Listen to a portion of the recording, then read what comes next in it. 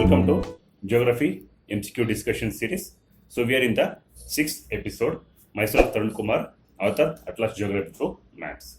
So in this whole 40 episodes, we will be covering the physical geography, world and the Indian geography. So now we are in the 6th episode. Okay, so let's start. The first question, that means question number 126, match the following. Part A with the part B. So galaxy local name and the area. Okay, so we are lying in the Milky Way galaxy, but there are some local names. Okay, Milky Way galaxy is called with the different local names in different countries. So let's see the match the following. So option A says Silver River, B River of Heaven, Winter Strait, next Bird's Path, Backbone of Night. In the opposite side we have the China, Japan, Scandinavia, Turkey and the South Africa. Okay, let's see. So this is our Milky Way galaxy. Okay, the word galaxy has been derived from the word galactose found in the milk. Okay, so this is in the spiral shape. Our solar system lies here and revolves around 250 million years. Once in 250 million years, our solar system revolves around this Milky Way galaxy. The duration we call it as the one cosmic year. Okay, so this Milky Way galaxy is also called with the different local names. Okay, see, peoples of the Japan call it as the River of Heaven. River of Heaven. Peoples of the China call it as the Silver River. Okay, Silver River. Peoples of the South Africa call it as the Backbone of the Night. Peoples of the Turkey call it as the Bird's Path. Next, peoples of the Scandinavian countries, they call it as the Winter Strait. Okay, these are the few different local names for our Milky Way galaxy. Okay, let's see the explanation. So galaxy local name, and here we have the area. So Silver River, it is with the China. And the River of Heaven, it is called by the Japanese peoples. Next, Scandinavian countries, they call it as the Winter Strait. And peoples of the Turkey, they call it as the Bird's Path. Next, finally, South Africa, they call it as the Backbone of the Night. For all the part A, the part B is exactly matched. Okay, that means for 1A, 2B, 3C, 4D and 5E. This is the correct match. Okay, so option D is the correct one. Question number 127, Eratosthenes is called as the father of geography. So what were his contributions is the question demanding. Okay, so first statement says he calculated the circumference of the earth. Next, calculated the tilt in the earth's axis. Next, prepared the first map of the world. Next, coined the term Greek word geography and authored a book called Geographia. Okay, so what are his contributions for what? For why he is called as the father of geography? Let's see. He is the person, Eratosthenes is called as the father of geography. Okay, so he is the first one to coin the word geography. Okay, so geography, it is the Greek word, which means geo refers to earth and graphy refers to description. Again, he was a basically librarian in the Alexandria city of the Greek portion, Greek area. Okay, so he was very fond of the geographical study things. Okay, so he calculated the circumference of the earth based on the angle of incidence of the sun rays in different places. Okay, so he calculated the circumference of the earth based on the sun rays angle in different places. Next, he prepared the first map of the world. First map of the world. This is the first map of the world prepared by the Eratosthenes. Next, he calculated the circumference of the earth. Next, he coined the word geography, and even Halley's geography observations were mentioned in a book called Geographia. Okay, even he calculated the tilt in the earth's axis. We know that earth is tilted to 23.5 degree from its axis. Okay, so these are all his contributions. So that means calculated the circumference of the earth, the statement is correct. Calculated the tilt in the earth axis, that is 23.5. Next, prepared the first map of the world, then coined the term Greek word geography and authored a book called Geographia. Okay, so because of all his contributions, he is called as the father of geography. That means option D, all of the above is correct one. Next question. Most of the celestial bodies in the universe have the elliptical path? Because option 1 says because rotation and revolution of the celestial bodies. Next, gravity of the parent object. Next, desire of an object to move in a straight line. Okay, so this is the explanations. As you can see here, most of the celestial bodies, all the planets revolving around the Earth have the elliptical orbit. Elliptical refers to not a perfect round shape, it will be roughly like this.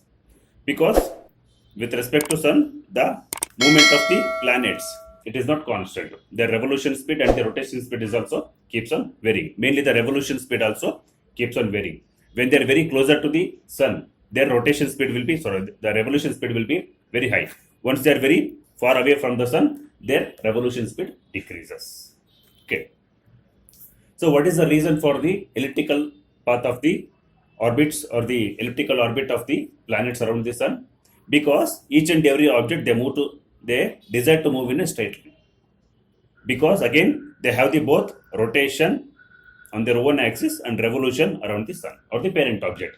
So because of the two simultaneous movements of the object, so it will have a lag in its speed around the parent object. That's why the distance between the parent object and the celestial body, it will be keep on varying. So the resultant will be the elliptical path.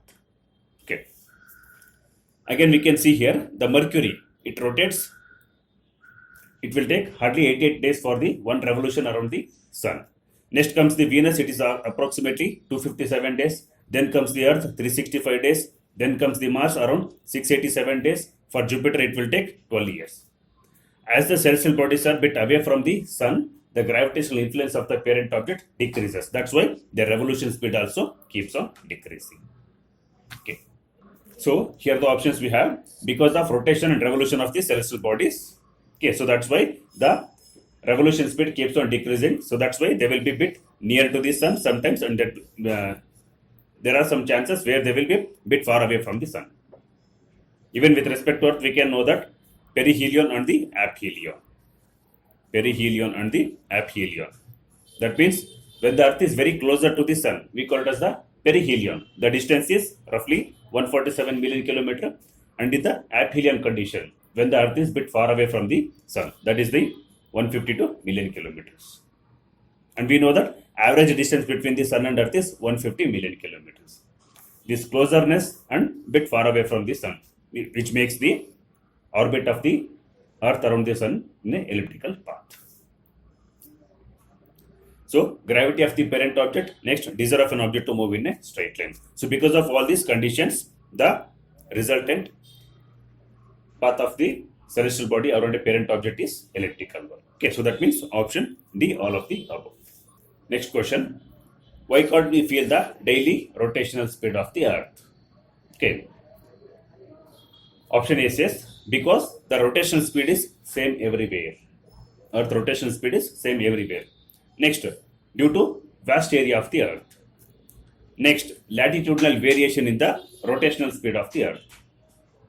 Next, the latitudinal variation with constant speed of the Earth rotation. Let's see what is the explanation. We know that Earth rotates from west to east. And rotational speed, it keeps on decreasing from equator towards the poles because the land area or the mass is very larger in the equatorial region. That's why its rotational speed is 1670 kilometers per hour. As we move towards the polar area, the area of the Earth keeps on decreasing. That's why the rotational speed also keeps on decreasing. So near the 45 degree latitude, the rotational speed of the Earth is half of the equator. That is roughly 835 to 840 kilometer per hour. When we come to the 89 degree latitude, it is hardly 1 kilometer per hour. And near the 90 degree north and south latitudes, it is a 0 kilometer per hour.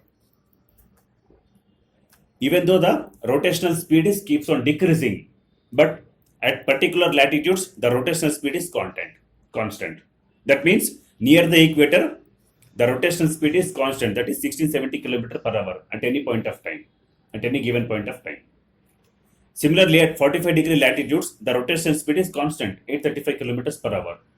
That's why when the Earth is rotating at a constant speed in particular latitudes, we cannot feel the rotational speed of the Earth. Though we know that because of the sunrise and sunset, we can feel that Earth is rotating. And because of the seasonal variations, we can feel that the Earth's revolution also. But why can't we feel the daily rotation? It is mainly because the Earth rotational speed is constant in each and every latitudes. Because even the Earth rotational speed is not static. That means that it has not stopped at any point of time. The Earth, from its birth date also, it is continuously rotating. That's why we cannot feel the Earth's rotational speed. Once we are traveling in a vehicle, when we put the brake, we will get the jerk effect. That's why we feel our motion effect. But the rotation of the Earth, it is not static or the constant. That means it keeps on varying, but even at a particular latitudes also, the rotational speed is constant. That's why, because of the continuous rotation of the Earth at particular latitudes in a constant speed, we cannot feel the Earth rotation. So that means option D says latitudinal variation with constant speed of the Earth rotation. Because of this only, we cannot feel the daily rotation speed of the Earth. Next question. In which of the following days the Earth's revolution speed will be more? Okay, again, related to the previous question. Option A says during aphelion of the sun, during perihelion of the sun, say during apogee of the moon, during perigee of the sun. Let's see. So the question is demanding Earth revolution speed will be more when it is. Again, as we discussed now, this is the elliptical path of the Earth around the sun. Sometimes it is very near to the sun.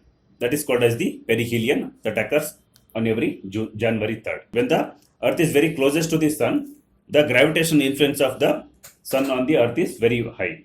So that's why in order to overcome the gravitational influence of the sun, Earth revolves at a very greater speed.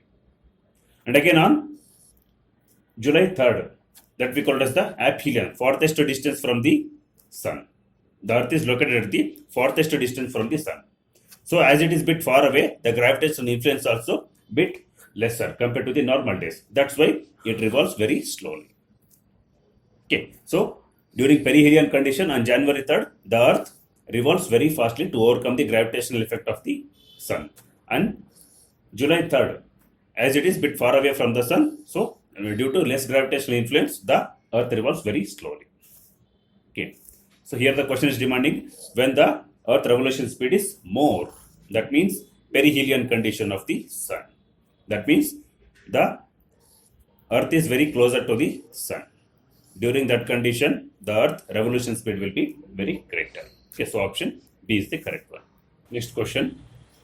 Who among the following demonstrated that Earth is round in shape by traveling through oceans around the Earth?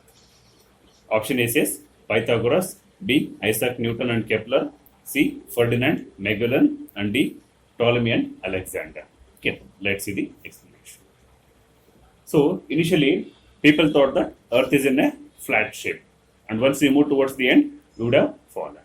Okay, so this was the assumption of the ancient peoples. Okay, but we know that Earth is round in shape. By many examples, we can conclude that Earth is round in shape.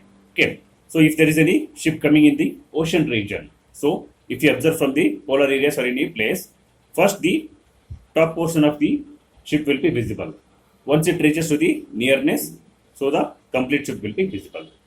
Again, during eclipse conditions also, the moon's shadow falls on the Earth. So by this also we can conclude that Earth is in a round shape. But in order to prove this practically, he is the person called Ferdinand Magellan. Okay, Ferdinand Magellan. He was the European person. He traveled through the ships. Okay, and reached the exact place. So this confirms that Earth is not a flat shape. Earth is in the rounded shape. Okay, so option C, Ferdinand Magellan is the correct option. Okay, next question. According to geocentric theory, the sun along with planets revolving around the Earth. Who gave this theory? Okay, the question is asking the geocentric theory given by who among the following person. So option A, Pythagoras, B, Magellan, C, Ptolemy, and D, Kepler. Let's see the explanation. So again, during 150 BC, he is the person called Ptolemy. the person called Ptolemy, he proposed the geocentric theory. The word geocentric theory indicates that Earth is at the center of the universe. Even the moon and all other planets along with the sun, they are revolving around the Earth. By general appearance, due to sunrise and sunset, the older peoples or the ancient peoples, they thought that Earth is at the center of the universe, and even planets along with the sun, they are revolving around the Earth. But again, this was proven wrong by in the year 1543 by the person called Copernicus. Okay, so he proposed the heliocentric theory. So once the heliocentric theory got proven, so this geocentric theory was proven wrong. Okay, so this theory was given by the person called Ptolemy. That means option C, Ptolemy is the correct one. Next, who proposed the concept of Pacific Ring of Fire? Okay, so option A says Professor Harry Hess, B. Hugo Benioff, C. J.R. Morgan, and D. Coriolis. Okay, let's see. The word Pacific Ring of Fire refers to good number of volcanic eruptions occurring around the periphery of the Pacific Ocean. Again, we know that Pacific Ocean is the oceanic plate. Pacific Ocean is lying on the oceanic plate. Again, in fact, it is the largest oceanic plate. Okay, even largest plate tectonic with respect to oceanic plates, this is the largest one. Being more denser, it is again constantly in friction with the neighboring plates, mainly the North American plate, South American plate, Australian plate, and newly discovered the Philippine plate and the Photic plates and the Eurasian plate. When this plate it is in constantly friction with the neighboring plates, being more denser, it is getting subducted in the below this neighboring continental plates. Once it gets subducted, it will create the pressure on the atmosphere. So that leads to volcanic eruption. So around 70% of the Earth's volcanic eruptions are confined to this Pacific Ocean region. So this is famously called as the Pacific Ring of Fire. That means the word Pacific Ring of Fire refers to good number of volcanic eruptions confined to the Pacific Ocean boundary. And this was proposed by a scientist called Professor Hugo Benioff. Hugo Benioff. He is the seismologist. He observed the good number of volcanic eruptions occurring in and around the Pacific Ocean region. Okay. The option is B. Hugo Benioff. Okay. So Professor Harry Hess, he proposed the seafloor spreading theory. Seafloor spreading theory. And Coriolis force, we know that Coriolis force is the imaginary force created due to Earth rotation, because of which objects in the northern hemisphere get deflected towards the right side and in the southern hemisphere towards the left side. Okay, so J. Morgan is the person behind the plate tectonic theory. We know that continental drift theory, it was proposed by Alfred Wegener. The modified version of the continental drift theory is called as the plate tectonic theory. So it was modified and proposed by J.R. Morgan. Okay. So the answer to this question is the Professor Hugo Benioff. Next question. Which of the following seismic waves are more dangerous? We know that volcanic earthquake is a major natural calamity. Within the earthquake, we have a good number of or types of earthquake waves. We have A. Primary waves, B. Secondary waves, C. Surface waves, and D. All of the above. So among these seismic waves, which is more dangerous? Okay, let's see. The point where the seismic waves are released, we call it as the hypocenter. Hypocenter is the place where beneath the Earth's surface the seismic waves are released. Okay, so we call it as the hypocenter or even focus. The point exactly on the Earth's surface where the seismic waves are first reached, we call it as the epicenter. Epicenter is the place to receive the first seismic waves on the Earth's surface. Okay, so when these waves are released or the seismic energy is released, so it travels in the form of the waves, so we call them as the seismic waves. Okay, so based on the place where they are traveling, we classify the seismic waves into broadly two categories. Okay, body waves and the surface waves. Within the body waves, based on their velocity, we classify the body waves as primary waves and secondary waves. As the name itself indicates, the word primary refers to the waves which reach the Earth's surface first or which have the highest velocity. These primary waves travel at a speed of 10 to 12 kilometers per second. Whereas the secondary waves, they travel at a speed of 6 to 8 kilometers per second. Once they reach the surface, they create a friction. So because of the friction, the secondary type of waves are created. We call them as the surface waves. The surface waves are confined to the maximum 5 to 6 kilometers depth. Majorly. The surface waves, these travel in a different direction. Within the surface waves, we classify them as the Rayleigh waves and the log waves. The surface waves are highly dangerous one. Once the body waves are coming, they are coming from the Earth's interior region. That's why they do not create much damage. But the surface waves, which are traveling at a depth of hardly 3 to 4 kilometers, so they create the good number of damages. So they make the buildings to or structures to get collapse. These Rayleigh waves, they travel like the oceanic waves in a circular manner. And whereas the log waves, they travel in a horizontal zigzag way. So because of this only, the buildings get collapsed. I mean to say, the surface waves are the more dangerous. Okay. See, according to the explanation, we know option A primary waves, B secondary waves, C surface waves, and all as the above. But C surface waves is the more dangerous one. So that means option C is the correct one. Next question. Which of the following seismic waves give indirect information about the Earth's interior layers? Okay. Option A says primary waves, B secondary waves, C surface waves, and D all of the above. The question is asking the indirect information about the Earth's interior layers. Okay. So as we discussed about the body waves, within these body waves we have a primary waves and the secondary waves. The primary waves travel at a speed of 10 to 12 kilometers per second. Again, by nature, primary waves travel through solid, liquid, and gaseous medium from the Earth's interior. So once they are traveling, they will pass through all this medium. That's why they do not create any major difference. But the secondary waves, these are shear waves. Secondary waves are also called as the shear waves. That means having the nature of cutting the objects which they come across. Because of their shear waves nature, they travel through only solid medium, but not the liquid and gaseous. They travel through only solid medium, but not the liquid and gaseous. Because we cannot cut the liquid and gaseous medium. We can only cut the solid material.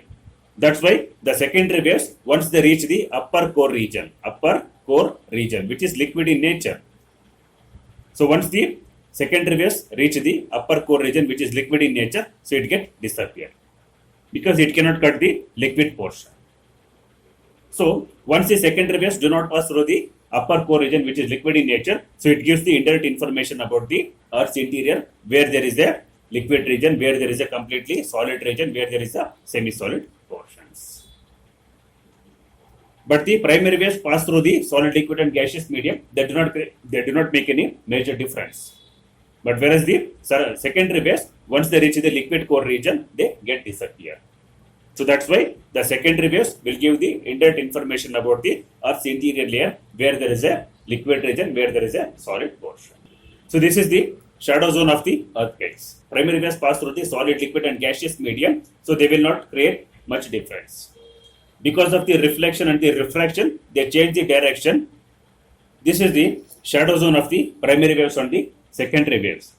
We know that primary waves travel through solid, liquid, and gaseous medium. These primary waves, because of the reflection and refraction, they change the direction. So because of the changing the direction due to reflection and refraction, so they are not noticed between 104 to 140 degree in the seismic zone area. With this 360 degree angle from 180 to 180 on both the sides, between 104 to 140 degree, these primary waves are not noticed. So this portion we call as the shadow zone of the primary waves. Whereas the secondary waves, once they reach the upper core region, which is liquid in nature, they completely disappear. Even because of the reflection and refraction, they change the direction, and beyond the 104 degree or 103 degree, so they completely disappear. That's why they create the huge shadow zone. So we can say the shadow zone of the S waves is larger than the primary waves. Okay. So according to the explanation, we know that the waves which give indirect information about the Earth's interior layers are the secondary waves. Okay. So as they do not pass through the liquid and gaseous medium, so they give the indirect information about the Earth's interior, the At certain depth, we have a liquid layers. Next question. Rocks having the carbon element are. Okay, so option A says graphite and diamond. Option B says granite and ruby. C, mica and gneiss. And D, all of the above. Okay, let's see.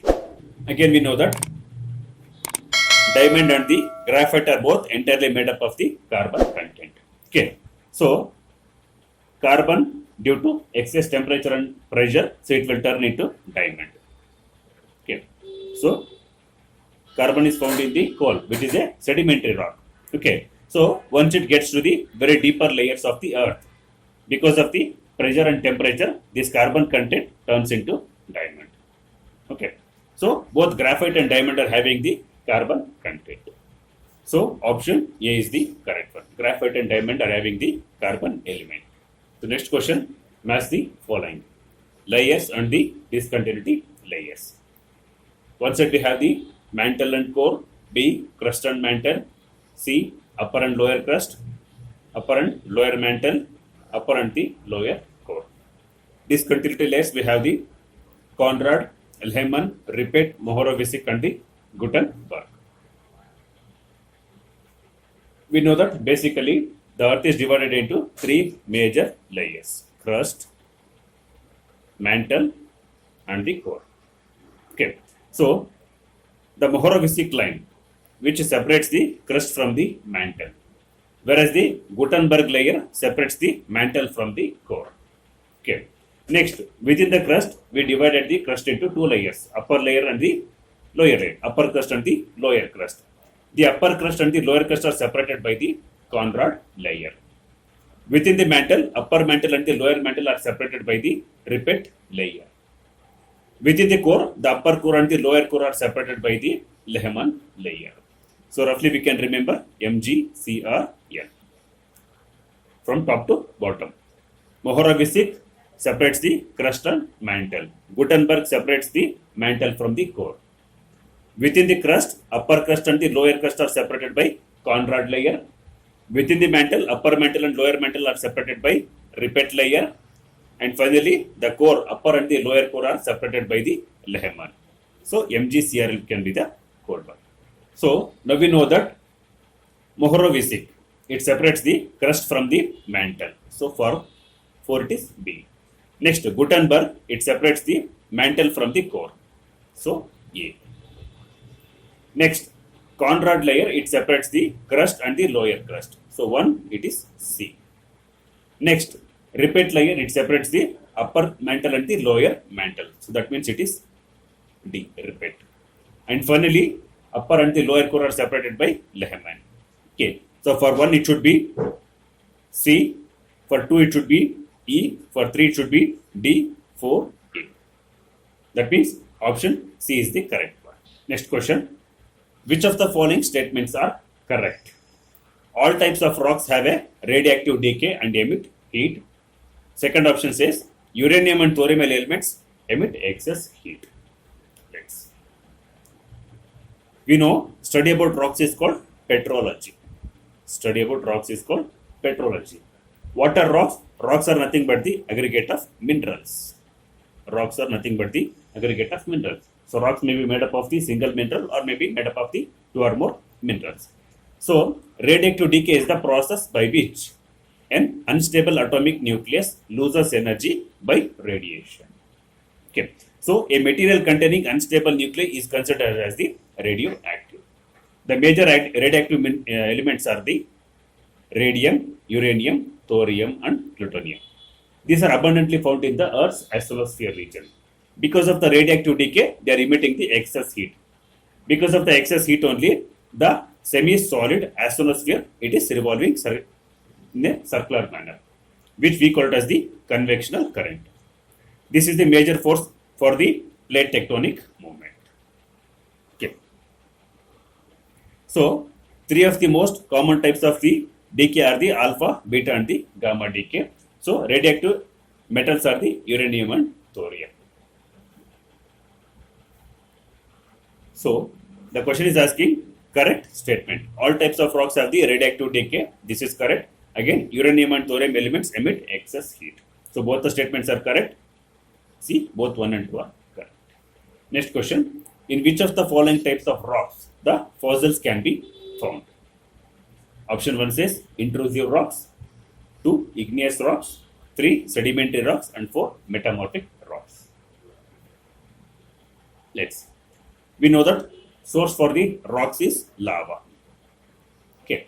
Once the volcanic eruption takes place, the lava reaches to the surface. The magma reaches to the surface. Once it reaches the surface, we call it as the lava. Okay. So, based on the acidic content, we classify them as the acidic lava and the basic lava. The rocks formed immediately after the cooling and solidification of the lava, we call them as the acidic rocks or the igneous rocks. If the volcanic eruption takes place above the Earth's surface, we call them as the extrusive igneous rocks. Not necessarily all the time the lava erupts above the Earth's surface. If the pressure is very less, the lava eruption takes place below the Earth's surface. So we call them as the intrusive igneous rocks, also called as the plutonic rocks. These igneous rocks will not have any kind of sediments, any kind of fossils. But once these igneous rocks are formed, they are subjected to weathering and erosion by the main agents of weathering like the temperature, rainfall, wind, snow, even some biological agents like the plants and the animals. So, these rivers will carry the eroded sediments of the igneous rocks and keeps on depositing in the water bodies in a layered structure. So, once these rivers carrying the eroded sediments of the igneous rocks, so they will also having the marine sediments, even the dead plants and animals. So they certainly contain the fossils. These sediments once deposited in a layer structure due to continuous pressure from the upper layers and temperature from the lower layer. So they get compacted and turn into rocks. So that process we call it as the lithification. That means lithification is the process where the sediments get converted into rocks. It is the reverse process of the weathering, where the igneous rocks get turned into sediments. But because of the lithification process, the weak sediment get compacted and turns into rocks. Okay. So, mainly the sedimentary rocks will have the fossils. Fossils nothing but the remnants of the dead plants and animals. So, option 3 is the correct one. Okay. So, in which of the following types of rocks the fossils can be found? Not necessarily the igneous rocks or the intrusive rocks, sedimentary rocks and the metamorphic rocks. Okay. So once the sedimentary rocks turns into metamorphic rock, certainly it will also having the fossils. Okay. So option D, 3 and 4 are correct. Fossils can be found in the sedimentary rocks. If the sedimentary rocks turns into metamorphic rocks, so then it will also having the fossils. So option D, 3 and 4 is correct one. Next question. Mountains occupy 27% of the Earth's landforms. Statement 2. World's longest mountain range is the Himalayan ranges. Which of the above statements are incorrect? The question is demanding the incorrect statement. We classify the landforms into 3 groups: primary, secondary, and tertiary. Okay. The word primary landforms refers to the Earth's major spheres like the water hemisphere and the land hemisphere. The land hemisphere is divided into 7 major continents. Again, we have the now 8th continent, Zealandia. Okay. So the land hemisphere is divided into now 8 continents. Again, the water hemisphere is divided into 5 major oceans. On this primary landforms, again we can see the secondary landforms. Nothing but the mountains, plateaus, and the plains. The mountains occupy 23% of the landforms. Plateaus occupy 18% of the landforms, whereas the plains contribute 55% of the landforms. Roughly it is 96% and remaining 4% is contributed by the tertiary landforms. So, mountains occupy 27% of the Earth's landforms is correct statement. Next, world's longest mountain range is the Himalayan range. Let's see this one. We know that Himalayan mountains are the young folded mountains. They are found mainly because of the Indian plate merging with the Eurasian plate. Okay, but they are stretched in a region of around 2,400 kilometers. But whereas the Andes mountains, these are also example for the folded mountains. They are mainly found because of the convergence of the Pacific plate with the South American plate. So they are stretched around 7,400 kilometers, almost 3 times larger than the Himalayan mountains. So on this Earth's surface, these Andes mountains are the longest series of mountain ranges.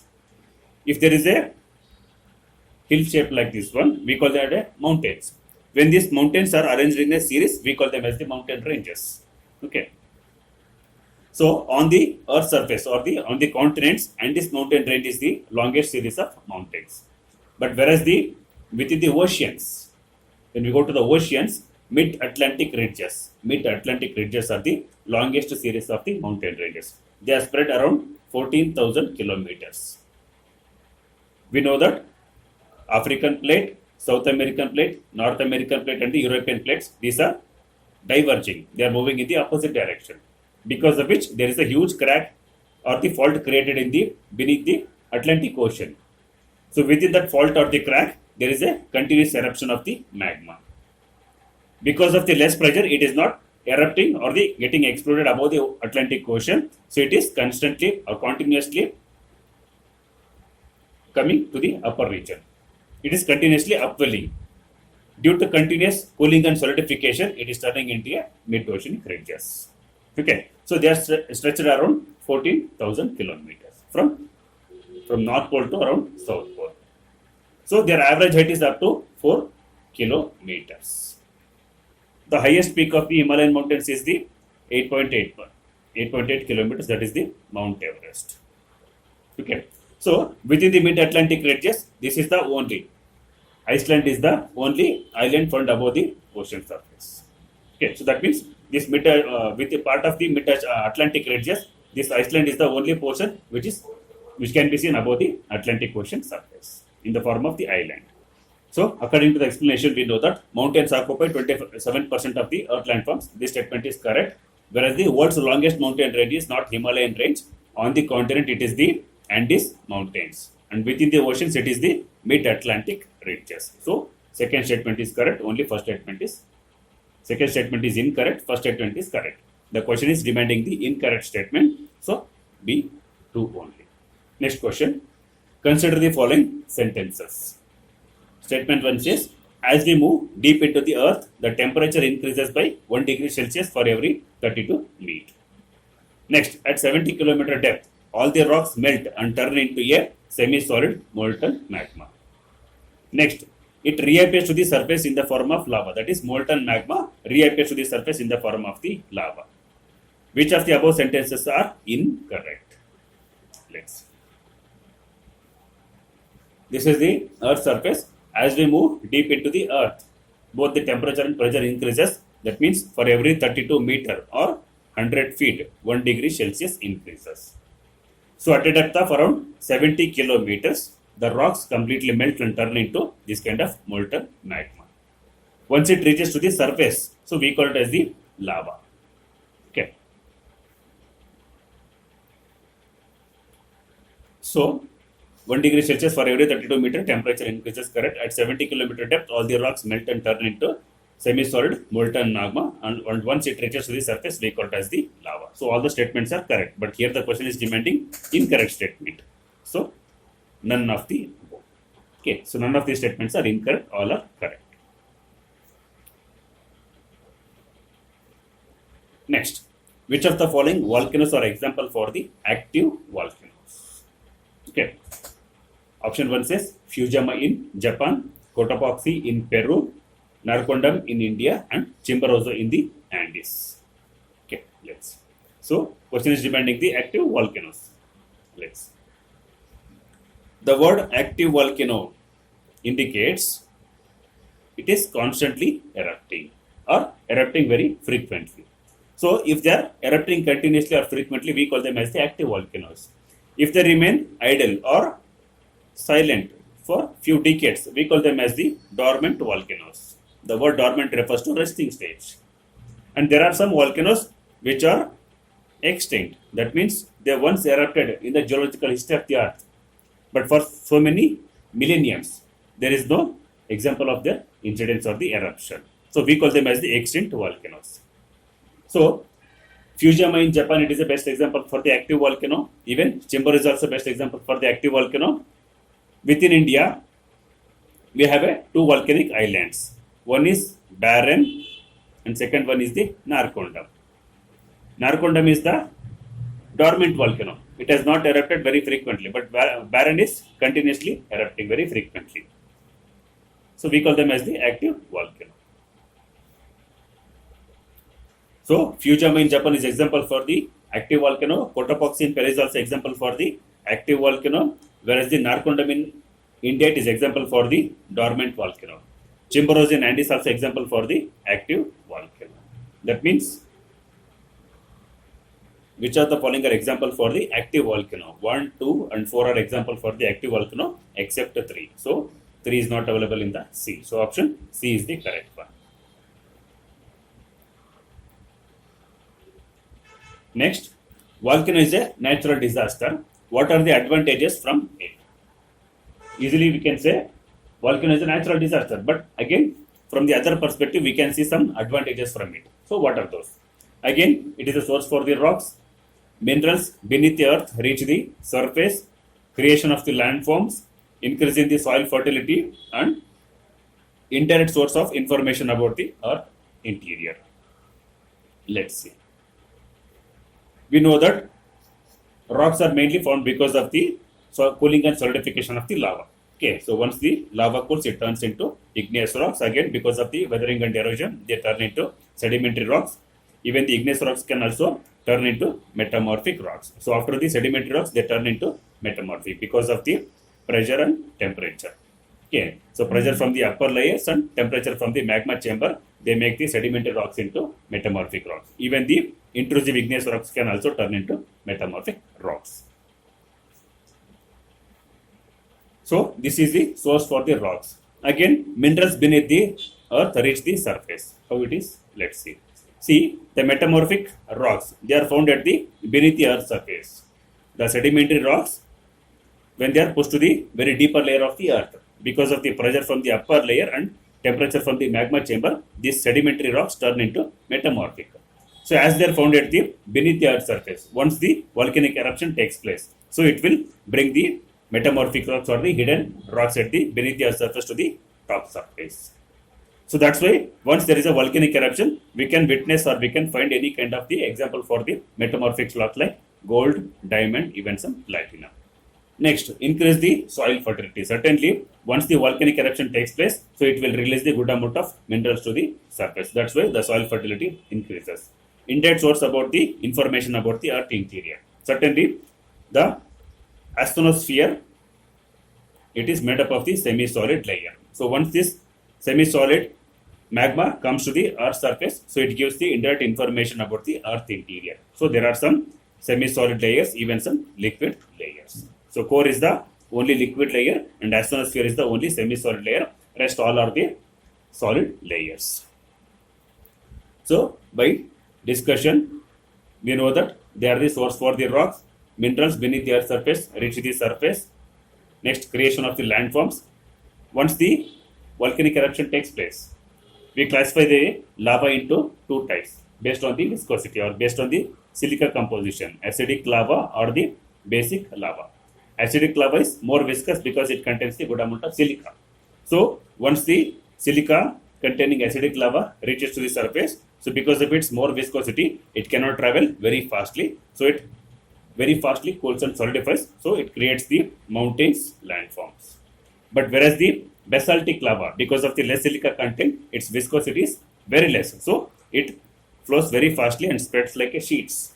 So after the horizontal deposition, it will create the plateaus. Okay. So these are the advantages of the volcanic eruption. So they are source for the rocks, minerals reach the earth's surface, creation of the landform, soil fertility increases, and they are give information about the earth interior. So all of the above are the advantages of the volcanic eruption. So option D is the correct one. Next question, what are the demerits of the volcanoes? So right now we discussed the advantages of the volcanoes. Now we are saying the demerits. Again, loss of life due to natural calamity, environmental pollution, increase in the global warming, greenhouse effect, acid rain, and the earthquake and tsunami. Let's see. See, once the volcanic eruption takes place, so it will release the excess amount of the nitrous oxide and the sulfur dioxide. So these two are the major pollutants and in fact even the greenhouse gases. So they are continuously absorb the Earth's terrestrial radiations and reflect back to the surface. So there is a constant increase in the global temperature. So that we call it as the global warming. Once this nitrous oxide and the sulfur dioxide reacts with the Earth's oxygen and the moisture content or the water vapors, they turn into HNO3, nitric acid and the H2SO4 sulfuric acid. So when they mix with the rainwater, we call it as the acid rain. So loss of life. Vesuvius. It is the deadliest volcano ever witnessed by the human beings. So August 24. This Vesuvius volcano, it is found in the Mediterranean region. Okay. So European portion near the Italy. Okay. So this volcano eruption took place in the 1945 during the Second World War. So this is the deadliest volcano ever witnessed by the human beings. That's why August 24 is observed as the Vesuvius Day. As the Mournful Day, August 24 is observed as the Vesuvius Day. Next, environmental pollution is there, increase in the global warming, greenhouse effect, even the acid rain, and even some the earthquake and tsunami. Once there is a volcanic eruption from the very beneath, so it will make the earth to shake. So that we call it as the earthquake. Even the volcanic eruption takes place in the ocean surface area, ocean floor area, so that may lead to tsunami. Okay, so all of the above is the correct one. Demerits of the volcanoes are all of the above. Next question. Minerals commonly found in rocks are: option A, feldspar and quartz, B, iron oxide and aluminium, C, mica and copper, and finally none. We know that rocks are the nothing but the aggregate of minerals.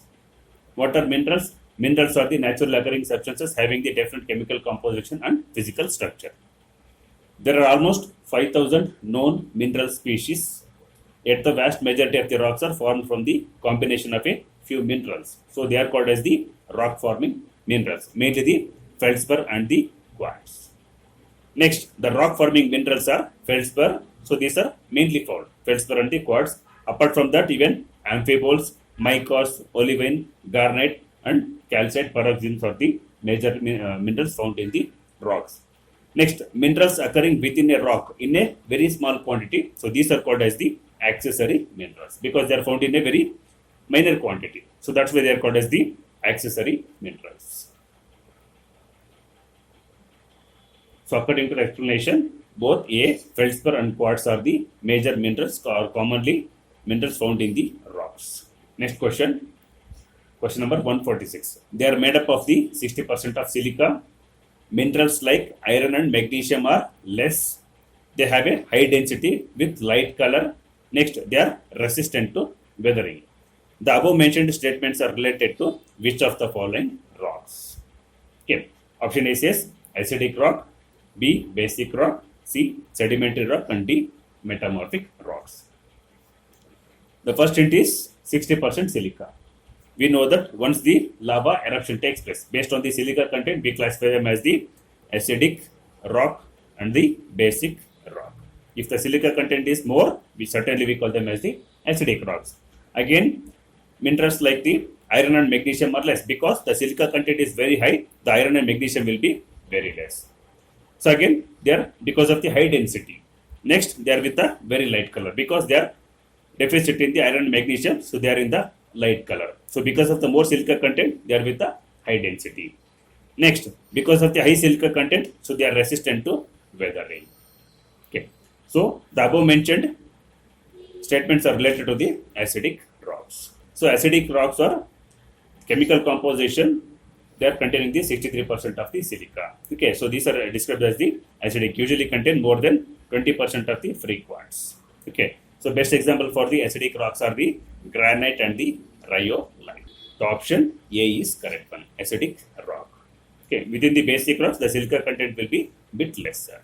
Next question number 147. Which of the following rocks are example for the sedimentary rocks? 1. Coal, 2. Iron ore, 3. Sandstone, and 4. Limestone. Okay, let's see. We know that Igneous rocks are the primary ones because they are the first one to form after the cooling and solidification of the lava. Once these igneous rocks are formed, again they are subjected to weathering and erosion by the agents of weathering, mainly the river water, temperature, rainfall, even the plants, even animals, wind action, snow. All these are the agents of weathering, which make the igneous rocks into powder format sediments.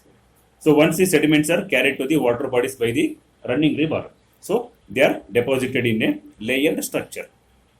So due to continuous pressure from the upper layers, so along with the dead plants and animals found in the water bodies, so they also get deposited in these sediments. So that's why the sedimentary rocks will have the fossils.